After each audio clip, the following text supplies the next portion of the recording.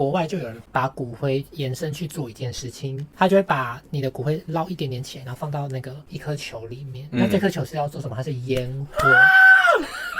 然后你可以选烟火的颜色，还可以选颜色，所以他就把那个球然后盖住嘛，然后绑咻砰，留下来的人就可以看到你最后的光芒绽放，就很像人生的最后一个盛宴，我是要绽放的。七彩，我的人生像七彩一样。那个只能选七彩的，那个只能选一个，你就做7颗啊。OK， 你觉得我可以拿那么多吗？骨灰全部拿去做，我不用买啊。好，对对，不要浪费。